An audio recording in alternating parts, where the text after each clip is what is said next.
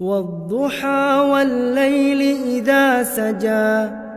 ما ودعك ربك وما قلى وللآخرة خير لك من الأولى ولسوف يعطيك ربك فترضى ألم يجدك يتيما